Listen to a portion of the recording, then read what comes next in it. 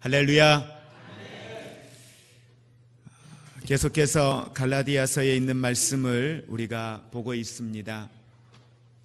갈라디아서에 있는 말씀을 통해서 사도 바울이 옳고 그름에 대한 부분을 그들에게 이야기를 하는데, 분명히 그들이 시작할 때에는 영으로, 말씀으로, 하나님의 사랑으로, 복음으로 시작을 하였는데, 시간이 지나면서 그들에게 다른 복음이 들어왔는데, 그 다른 복음은 하나님이 중심이 되고 하나님이 주인이 되었던 그 자리가 하나님이 아닌 사람이 주인 되고 사람의 의가 드러나는 자리가 되어져, 그것은 옳지 않다, 그것은 하나님이 결코 우리에게 허락한 것이 아니다, 끊임없이 오늘 이 갈라디아 교회 앞에 이야기하면서 다시 복음 앞에, 다시 말씀 앞에 돌아올 것을 권면을 하고 있습니다. 그런데 그 권면의 내용 가운데 중심에 대단히 중요한 내용을 오늘 바울은 본문을 통해서 이야기합니다. 이스라엘 백성들이 가장 중요하게 여기는 믿음의 신앙의 대상 가운데에, 물론 믿음의 대상은 아닌데 그들이 가장 중요한 혈통 가운데 시작을 아브라함이라고 이야기를 합니다. 그래서 아브라함의 믿음을 이야기하고 아브라함의 삶을 이야기하고, 그들이 믿음을 이야기할 때마다 늘 아브라함을 이야기를 해왔습니다. 그래서 오늘 바울은 이 아브라함을 가지고 그들이 이야기하는 그 율법의 중요성을 아브라함을 통하여서 그들이 피력할 때에, 오늘 사도 바울은 다시 그 아브라함을 통하여 율법이 아닌 믿음과 하나님의 은혜에 대하여 초점을 두면서 다시 그들을, 아브라함을 가지고 이야기를 하고 있습니다. 그러면서 너희가 생각할 때에 율법의 모든 것의 근원이, 그 시작이 아브라함으로부터 시작이 되어지고, 너희들이 생각하는 그 아브라함을 통하여서 너희들이 해왔던, 지켜왔던 이 율법에 대한 부분들이 결코 옳은 것이 아님을 이야기하면서, 율법의 시작이 오늘 하나님께서 이스라엘 백성들에게 주신 율법의 궁극적 목적이 무엇인가에 대한 부분들까지 쭉 연장해서 이야기를 하고 있습니다.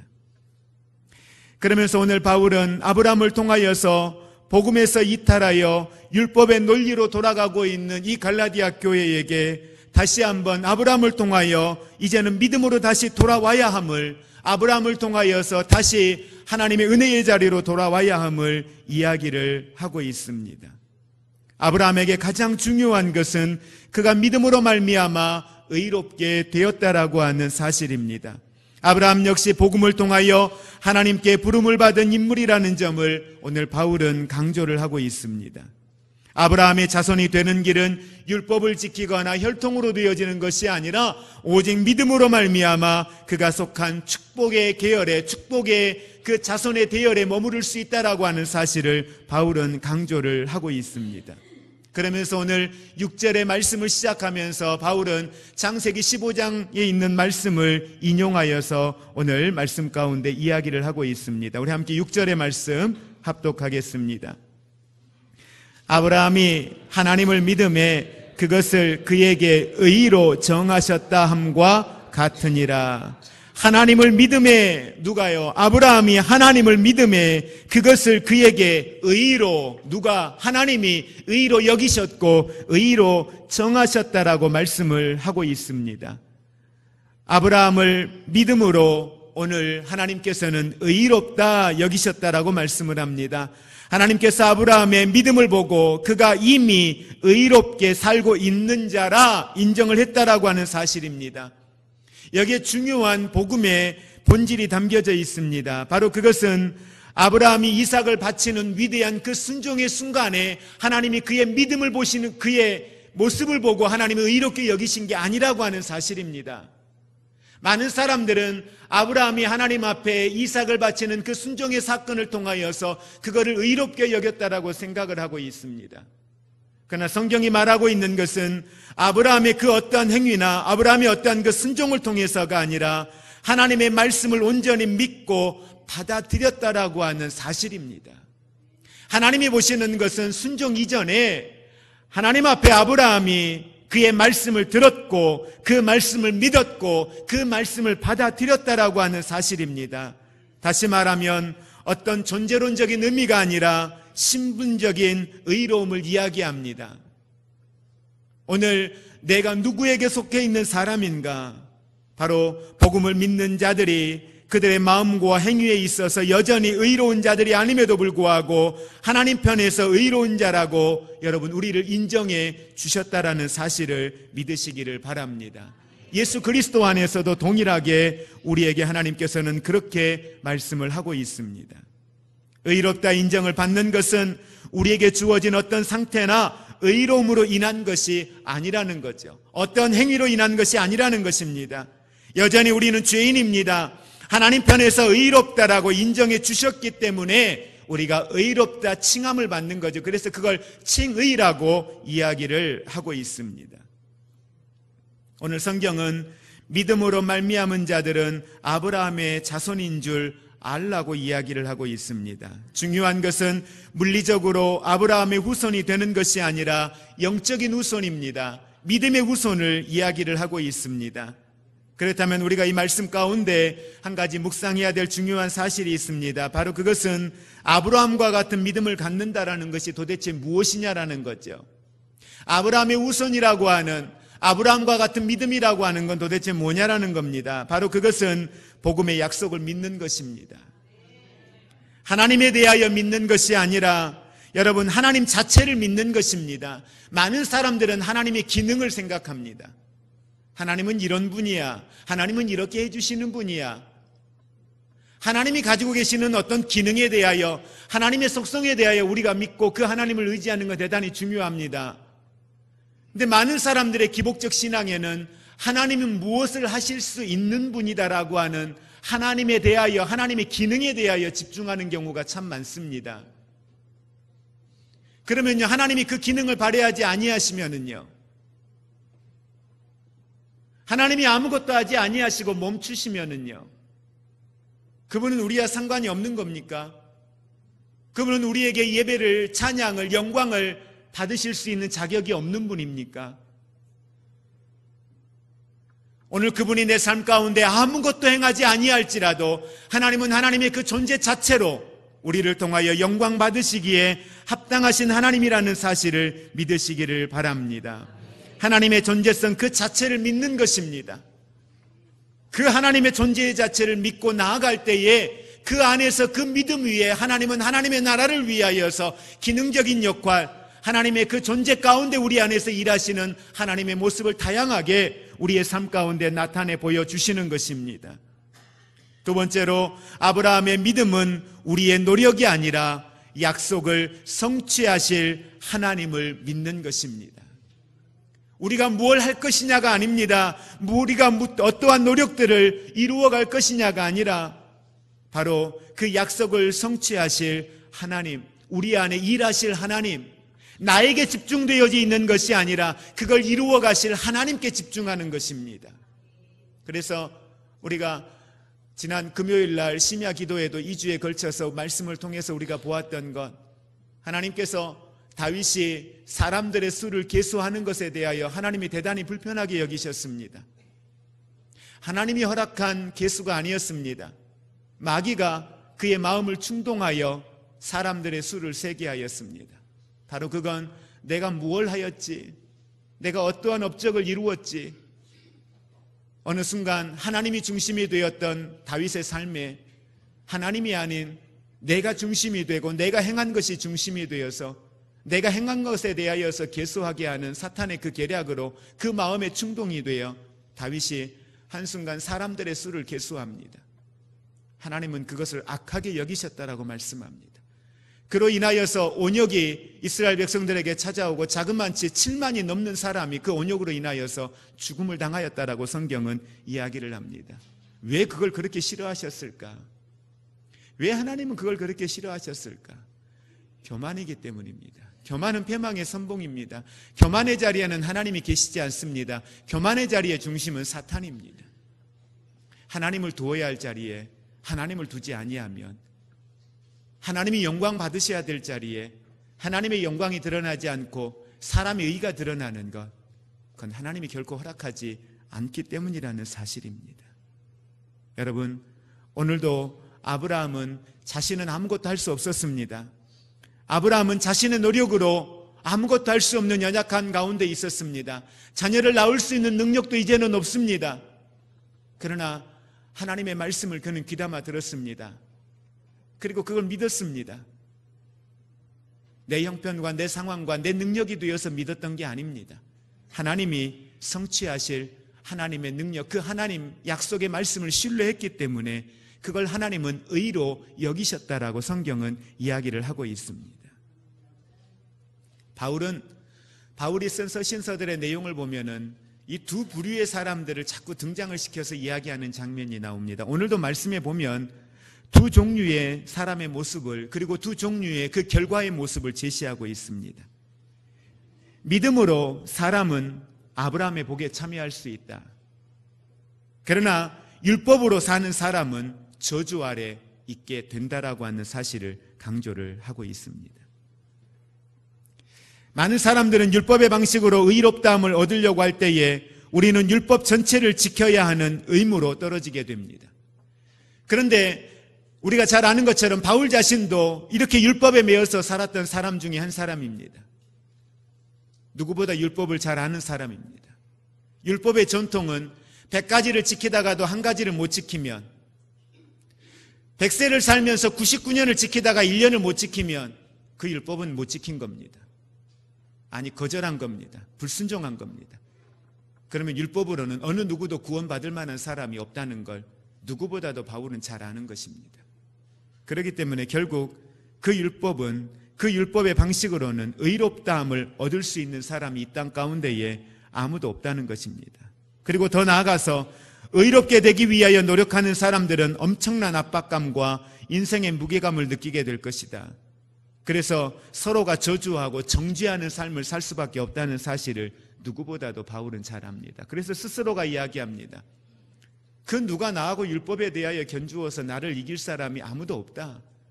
이미 바울 스스로가 이야기할 때에도 율법에 대하여서는, 율법으로 인하여서 의롭다함을 얻는 그 행위에 있어서는 나는 누구와 비교해도 나는 결코 그들에게 뒤지지 않는다. 그만큼 내가 의롭다라는 거죠. 하나님의 은혜라는 관점에서 이야기하지 않았습니다.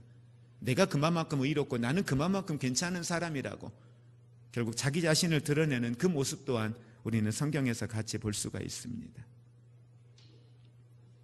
저주가 아닌 아브라함의 복에 참여하기 위하여 부름을 받은 우리가 왜 저주의 삶으로 회귀해야 되느냐라는 거예요. 그게 바울이 갈라디아 교회에 이야기하고 있는 겁니다. 그래서 바울이 오늘 3절에 있는 말씀, 여러분 3장 3절에 있는 말씀 함께 보시기 바랍니다. 너희가 이같이 어리석으냐? 성령으로 시작하였다가 이제는 육체로 마치겠느냐? 그 이야기를 하는 거예요. 어떻게 우리는 저주로부터 여러분 탈출을 할 수 있었고 저주로부터 구원을 받을 수 있었는가? 약속된 하나님의 축복에 참여할 수가 있었는가? 그것은 예수님께서 우리를 위하여 저주가 되셨기 때문입니다. 그래서 바울은 13절에 있는 말씀 우리 같이 함께 합독하겠습니다. 그리스도께서 우리를 위하여 저주받은 바 되사 율법의 저주에서 우리를 속량하셨으니 기록된 바 나무에 달린 자마다 저주 아래에 있는 자라 하였습니다. 아멘. 우리는 율법 안에, 저주 안에 있던 사람입니다. 율법의 기준으로 보면은 우리 모두 다 구원받지 못할 사람들입니다. 율법의 기준 안에서는 이미 저주받고 우리는 지옥 갈 사람들입니다. 그런데 어떻게 우리는 이 저주로부터 자유롭게 되었는가? 바로 그건 예수님이 저주가 되셨다는 거예요. 다시 말하면 예수님이 그 죄의 값을 치르셨다는 거죠. 예수님께서 그 죄의 값을 치르셨고 예수님이 그 사망 가운데에 3일 동안 죄의 권세 아래 머물게 됩니다. 지옥 권세 앞에 머물게 됩니다. 그래서 예수님의 부활을 이야기할 때에 죄와 사망의 권세를 이기시고 부활했다라고 이야기합니다.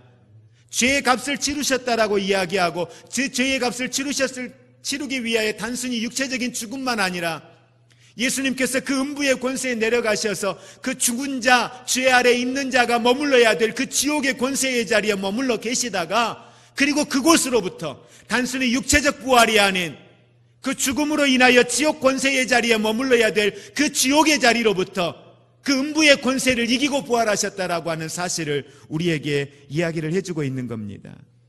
예수님은 우리가 받아야 할 저주와 버림을 십자가에서 친히 대신하심으로 인하여 우리를 그 저주로부터 자유케 해주셨습니다. 그래서 고린도후서 5장 21절 말씀에 하나님께서 죄가 없으신 그를 우리를 위하여 죄로 삼으셨다라고 말씀합니다. 왜냐하면 그 안에서 우리가 하나님의 의가 되게 하기 위함이기 때문입니다. 법적으로 그는 우리의 죄가 되어 주셨습니다. 그게 바로 율법이 말하는 것입니다.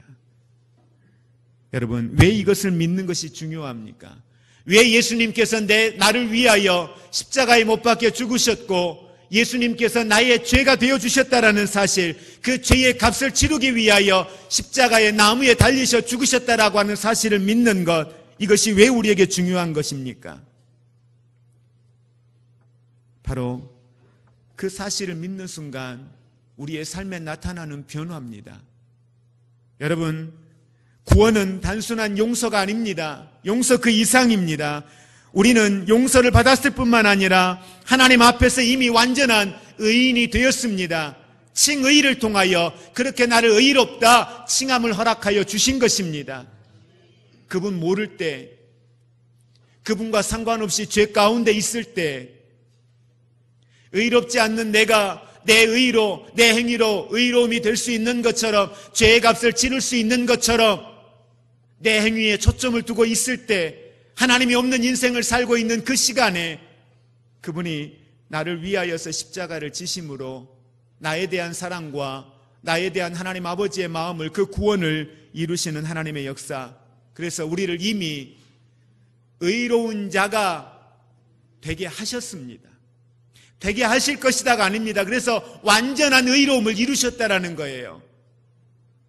그런데 오늘 이 유대 그리스도인들은 갈라디아 교회를 향하여 이야기할 때에 너희는 의롭게 된 것이 아니다. 의로움을 이루어 가야 된다. 구원을 받은 게 아니다. 구원을 이루어 가야 된다. 그건 바로 율법을 지키는 것이다. 그래서 사도 바울이 3장 3절에서 이야기하는 성령으로 시작하였다가 어떻게 육체로 마치려고 하느냐, 다시 왜 율법으로 돌아가느냐, 은혜로 시작하였다, 복음으로 시작하였다가 왜 다시 너희의 행위의 중심이 되고 육체로 돌아가려고 하느냐, 이렇게 그 이유 때문에 이야기를 하고 있는 것입니다. 15절부터 바울은 다시 한번 복음을 통한 하나님의 구원의 역사의 우선성에 대하여서 이야기를 하고 있습니다. 바울이 아브라함을 언급한 이유는 유대인의 종교적인 아버지와 같았던 그러한 아브라함 역시 율법을 통하여서 하나님의 약속을 받은 것이 아니라 전적인 하나님의 은혜를 통하여 믿음으로 하나님으로부터 의롭다함을 얻었다라고 하는 사실을 바울은 이야기를 합니다. 그러면서 좀 더 심층적으로, 좀 더 구체적으로 바울은 이 이야기를 하고 있습니다. 사람은 일단 언약을 세우면 그 세워진 언약에 대하여 패하거나 더하여지지 못함에 대하여서 이야기를 하고 있습니다. 그러면서 아브라함과 맺은 언약은 400년 후에 나올 율법, 다시 말하면 모세를 통하여 받게 된 그 율법에 대하여 결코 그 율법이 이전에 하나님과 아브라함과의 관계에서 세워놨던 그 언약이 이 율법으로 인하여서 과거의 것이 폐하여질 수 없다라고 하는 것입니다. 왜냐하면 그건 본질적으로 하나님과의 약속이기 때문에 모세의 율법으로 인하여서 하나님과 아브라함과의 관계에서 맺었던 언약이 사라진 것이 아니다. 그건 여전히 유효함에 대하여서 이야기를 하고 있습니다. 오직 은혜를 강조하는 복음에 대하여 많은 사람들은 오해를 할 때가 있습니다.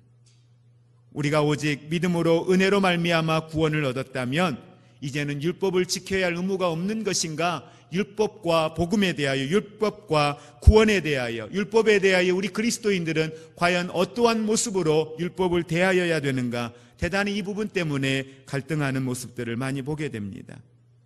이제 우리가 하나님의 백성으로서 나는 율법과 어떤 관계성을 가지고 살아가야 할 것인가? 율법에 대하여 가지고 있는 오해를 우리는 풀어야 될 것이고, 더 나아가 율법에 대한 바른 이해가 우리 성도들에게는 필요할 것입니다. 먼저 우리 한번 따라해 보겠습니다. 율법은 복음의 약속을 깰 수 없습니다.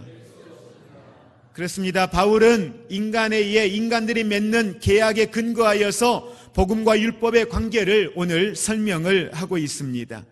인간들이 어떠한 계약을 맺었다면 이후에 그 계약을 아무도 폐하거나 더하지 못하는 것처럼 하나님과 인간이 맺은 계약도 동일하다라고 설명을 하고 있습니다. 어떤 계약은 계약이 맺어진 이후에 다른 조건과 상황이 발생한다 할지라도 여전히 그 계약은 유지되어져야 된다라고 하는 사실입니다. 그러면서 바울은 430년 후에 주어진 그 율법이 마치 아브라함과 맺어진 언약 자체를 무효화시키는 것처럼 너희들 생각하는데, 유대인들은 생각하는데 그러지 않다는 것입니다. 하나님의 구원의 방식이 율법을 지킴으로써가 가능한 것이 아니라 그건 잘못된 생각이다라고 하는 걸 바울은 이야기를 합니다. 그러면서 창세기 15장에 있는 내용을 다시 언급을 하고 있습니다. 창세기 15장에 보면 하나님과 그러니까 아브라함이 되기 전 아브라함 때에 하나님과 아브라함이 맺었던 그 언약이 있어요. 3년 된 살찐 암소, 3년 된 염소, 그 다음에 숫양, 그리고 비둘기 이렇게 준비하여서 각을 뜨게 하고 그 가운데 아브라함과 하나님이 함께 머무는 거죠. 그리고 그곳에서 하나님이 언약을 세워요. 하나님과 언약을 세우고 난 후에 성경에 보니까 그 언약을 세우고 난 후에 그곳에 횃불이 지나가는 장면이 나옵니다. 언약을 세우고 그 가운데로 언약을 세운 당사자들이 지나가야 그 언약의 계약이 이루어지는 거거든요. 근데 성경에 보니까 아브라함과 하나님이 같이 그곳을 지나는 것이 아니라 횃불이 지나갑니다. 이건 하나님의 임재하심을 상징하고 있는 거거든요. 다시 말하면 그 언약의 자리로 누가 지나가냐면 하나님 한 분만 지나가시는 거예요. 이해가 안 되죠? 분명히 아브라함이 같이 지나가야 그 언약이 이루어지는 건데 하나님 한 분만 지나가는 장면이 나옵니다. 이건 무엇을 이야기합니까? 하나님 편에서 인간의 상황이나 조건의 변화와 상관없이 하나님께서 맺으신 이 언약을 누가 이루시겠다는 거예요? 하나님이 이루시겠다는 거예요. 인간의 연약함을 하나님이 알거든요. 여러분, 다른 사람은 놔두고 우리 한번 보자고요. 우리 하나님께 약속 얼마나 합니까? 2018년 한 해 시작할 때 우리 하나님 앞에 얼마나 많은 약속을 했습니까? 예배 드릴 때도 얼마나 우리 하나님께 많은 약속을 하고 하나님께 소원하고 다짐합니까? 근데 어때요? 우리 돌아서면 잊어버리잖아요. 상황과 환경에 따라서 변하잖아요. 하나님의 약속은 상황과 환경에 따라 변하지 않더라고요. 하나님이 우리에게 하셨던 약속이 상황과 환경에 따라 변했다면 어떻게 됐을 것 같으세요? 어떻게 됐을까요? 왜 하나님께서 암소, 3년 된 암소, 그 다음에 염소, 그 다음에 양, 비둘기 놓고 그 가운데에서 번제를 드렸던 이 제물들을 하나님 앞에 그렇게 놓고 약속을 지켰을까요? 약속을 지키지 않으면 어떻게 하겠다는 거예요? 그들이 다 불살라 사라지는 것처럼 그와 같은 저주를 받겠다는 그런 약속이에요. 근데 그 약속을 하나님과 나와 맺으시고 난 이후에 하나님만 그곳을 지나시는 거예요. 왜? 우리 연약함을 너무 잘 아는 거죠. 그 약속대로 했다면 우리는 이미 불살라 죽게 될, 지옥 갈 수밖에 없는 연약한 사람들인 걸 하나님이 너무 잘 아시는 거죠. 그래서 하나님이 지나가시면서 그 약속의 성취는 누가 이루시겠다? 하나님이 이루시겠다. 전적인 하나님의 은혜의 약속을 우리에게 하고 있는 것입니다. 이게 하나님의 사랑입니다. 이게 구원이 하나님의 전적인 은혜라고 하는 사실입니다. 갈라디아 교인들은 이방인이었고 율법과 상관없는 사람들이었습니다. 그런데 그런 사람들에게 왜 바울이 이렇게 장황하게 유대인들에게 해야 될 법한 이런 이야기들을 합니까? 그 안에 유대 그리스도인들이 들어와서 다른 복음을 전했기 때문입니다. 그 안에 이미 유대 그리스도인들이 와서 율법과 그들의 관례, 그 다음에 그들이 했던 할례, 이러한 것들을 지켜야 됨을 이야기했고 많은 갈라디아 교회 성도들이 그것에 대하여서 그렇게 받아들이고 있기 때문에요. 오늘날 많은 교회 안의 성도들도요, 어떠한 연약한 죄를 범했을 때에 그 사람 앞에 당신 구원받은 사람 맞습니까? 물으면 머뭇거립니다. 주일 한 주만 지키지 않아도 당신 정말 구원받은 사람 맞습니까? 물으면 대답을 못합니다. 사람들 앞에 정죄받을 만큼 윤리적으로 죄를 지은 그 죄의 자리에 당신 구원받은 사람 맞습니까? 물어보면은 말을 못한단 말이에요. 왜? 스스로도 생각합니다. 나 정말 구원받은 사람 맞나? 은혜 안에 산다 하면서 너무도 많은 사람들이 이 율법에 아직도 매여서 성령으로 시작하고 은혜로 시작하여 복음으로 시작하여 구원받은 하나님의 백성이 되었는데, 오늘 이 시대에도 너무도 많은 사람들이 갈라디아 교회 성도들처럼 그 율법, 그 행위로 무언가를 내가 할 수 있는 것처럼 자신의 의에다가 자신의 행위에다가 자꾸 집중하고 있는 모습을 봅니다. 그리고 그 행위를 보고 판단하고 있어요. 어떻게 집사가 되고 권사가 되고 장로가 되고 목사가 되었는데 그럴 수 있느냐고 그 행위에 초점을 두고 있습니다. 요즘에 하나님 앞에 기도하는 기도의 제목이 있습니다. 많은 사람들이 교회가 개독이라고 이야기하고 그리스도인들이 하는, 목회자들이 잘못된 그 모습들 때문에 교회를 떠나고 하나님을 떠납니다. 하나님, 사람의 행위 때문에 떠났던 많은 그리스도인들이 이 복음 앞에, 다시 하나님의 사랑 앞에 다시 돌아올 수 있도록 축복해 주옵소서. 사람들이 율법적으로 어떠한 삶을 살던, 어찌됐든 우리 그리스도인들이 거룩하게 살아가야 되는 건 맞는데, 본질적으로 우리가 이 땅 가운데 살아가면서 죄와의 싸움에서 잠시라도 깨어있지 아니하면 끊임없는 연약함과 그 죄성은 우리를 충동하고 우리를 유혹하여 죄 가운데 빠져 들어가는 연약함이 우리 안에 있습니다. 우리 스스로 합리화하지 않은 건 아닙니다. 그러나 그 사람들 때문에 하나님 앞에 예배자로 세워져야 될 사람들이 하나님을 떠나고 있는 것이 오늘 한국교회의 실정입니다. 왜 복음이 있는데, 왜 복음으로 시작하고 성령으로 시작했다가 성령으로 예수 그리스도를 믿는 믿음의 구원 안에 머물렀다가 사람의 육체 때문에, 사람의 행위 때문에 그 하나님을 떠나는 일들이 오늘 우리 앞에 펼쳐지고 있습니다. 하나님, 다시 그들이 돌아오게 하옵소서. 사람들이 보이지 않게 하시고 오직 나를 구원하신 그 구원의 하나님만 보이게 하시고 그 구원의 하나님 앞에 예배자로 설 수 있도록 축복하여 주옵소서. 이것이 오늘 우리의 기도가 될 수 있기를 주의 이름으로 축복을 드립니다. 율법을 통한 구원의 방식은 결코 복음을 통한 구원의 방식과 병행되어질 수 없습니다. 불가능합니다. 안 됩니다. 구원은 전적인 하나님의 은혜입니다. 그러니 바울이 그것을 바라보고 있으니 얼마나 애가 탑니까? 아닌데, 율법 아닌데, 하나님 은혜인데, 이방인 저들이 구원의 은혜의 자리에 참여한 것은, 구원받고 의롭다 칭함을 받은 것은 하나님 은혜인데, 저들의 어떤 행위 때문이 아닌데, 하나님이 아브라함을 의롭게 여기신 것은 그의 믿음 때문인데, 그의 어떤 행위 때문도 아닌데, 그게 안타까웠던 겁니다. 그래서 바울은 그들에게 아브라함에 대하여 이야기하면서 마지막으로 율법이 주어진 목적이 무엇인가를 분명하게 그들에게 설명을 하고 있습니다. 여러분, 율법이 주어진 목적은 바로 죄를 드러내기 위함입니다. 율법이 주어진 목적은 죄를 심화시키기 위한 것입니다. 다시 말하면 하나님의 은혜가 아니면 이 은혜의 자리에 설 사람이 없다.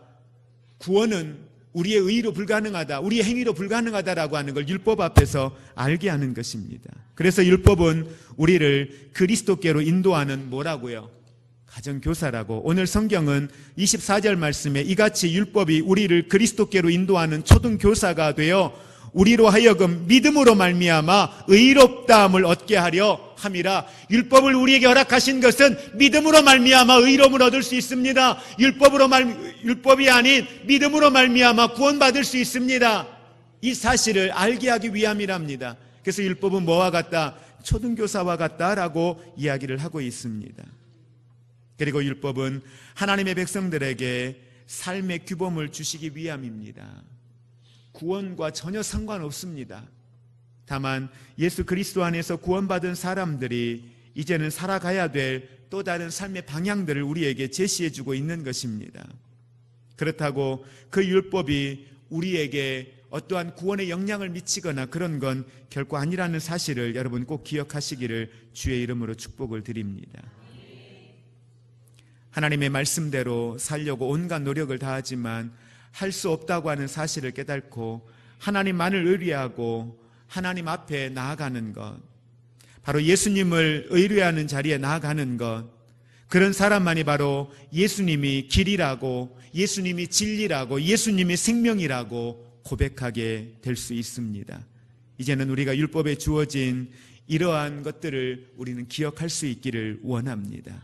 말씀을 정리합니다.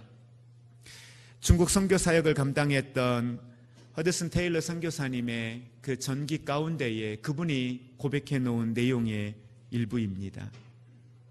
하나님의 뜻대로 살려고 하는 노력 자체까지도 내려놓으십시오. 온전히 하나님만을 의뢰할 때에 믿음에 의한 삶을 살 수 있습니다.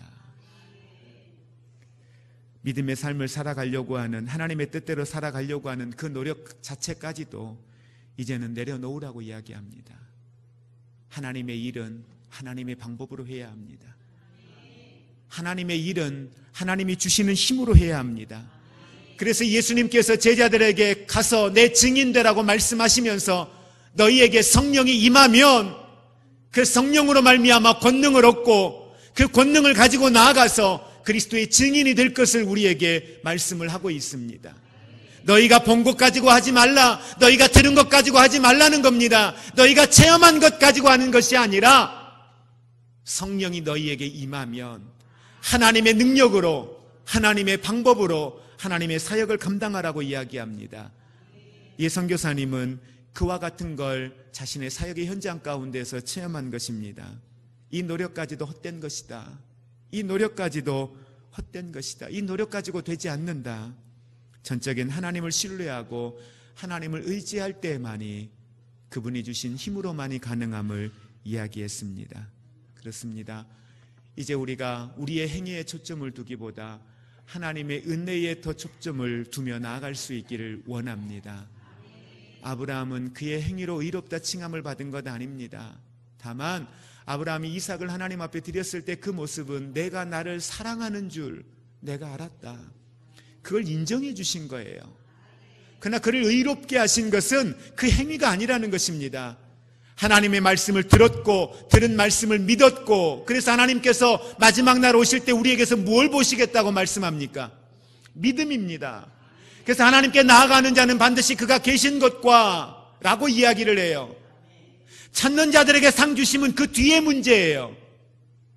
우리에게 중요한 것은 하나님께 나아가는 자는 반드시 그가 계신 것을 믿는 것입니다. 그분이 우리 안에 살아 계시는 것을 믿는 것입니다. 그것이 내 안에 이루어지고 그 이후의 것은 다음의 문제들입니다. 오늘도 그 하나님의 저와 여러분의 삶 가운데 살아 계심을 믿으시기를 주의 이름으로 축복을 드립니다. 이제는 우리 주 예수 그리스도의 은혜와 하나님 아버지의 사랑하심과 성령님의 교통하심이, 하나님이 우리를 향하신 사랑, 우리를 향하신 구원의 완성, 우리를 의롭다 칭함을 허락하신 하나님의 그 칭의에 대하여 하나님 앞에 믿음으로 받고 믿음으로 선포하며 어떠한 상황에도 흔들림 없는 견고한 신앙의 고백을 통하여 오늘도 우리 가운데 이루어 나가기를 원하시는 거룩한 하나님의 나라가 우리의 삶을 통하여 확장되어지기를 사모하며 선포하며 나가는 사랑하는 모든 성도들 위해, 저들의 가정 위에, 우리의 삶의 현장 위에, 마지막 부흥성에 있을 오늘 오후 예배 시간 위에 이제로부터 영원토록 함께 있을지어다. 아멘.